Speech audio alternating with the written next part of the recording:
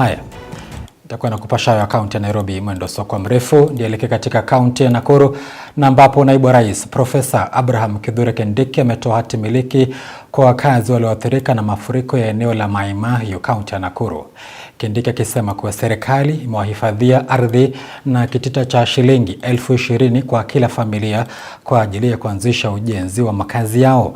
Aidha, amewataka viongozi kutowatumia vijana kuzua vurugu au kueneza siasa zisizo na manufaa kwao, kama anavyoarifu Frederick Wambua.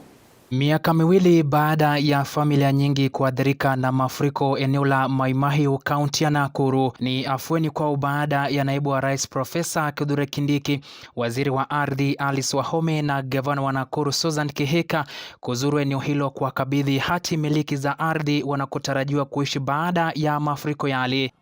Wale wote ambao walikuwa wamejenga nyumba zikachukuliwa na maji watapata ardhi, na wale wote pia walikuwa wamekodisha, pia hao tutawatafutia makao.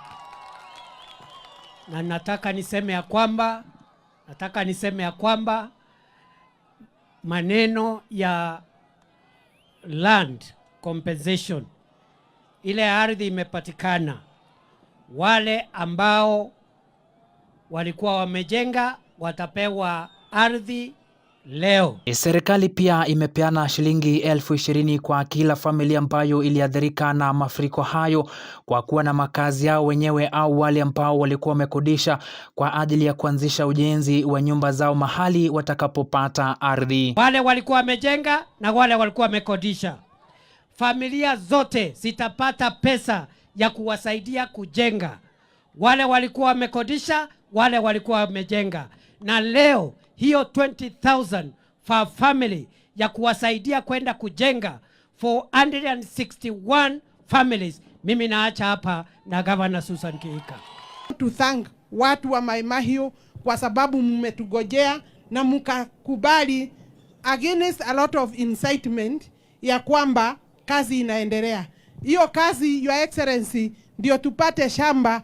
Hawa watu ndio walienda kutafuta, wakatuonyesha rais wetu na wewe mkatusaidia kutafuta pesa. Kindiki amekashifu viongozi ambao wanaeneza siasa duni ambazo hazina manufaa kwa wananchi, akiwasuta pia wale wanaotumia vijana vibaya kwa ajili ya manufaa yao wenyewe kuzua vurugu katika hafla za kisiasa.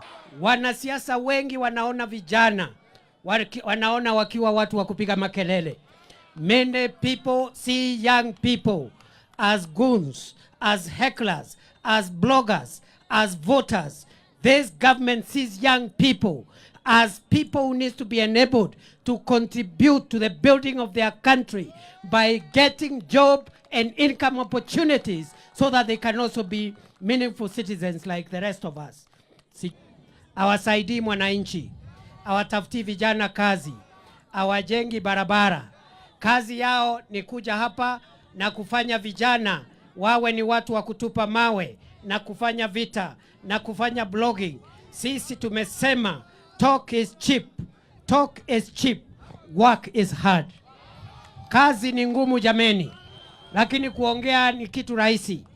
Kwa hivyo Frederick Wambua, Undugu TV.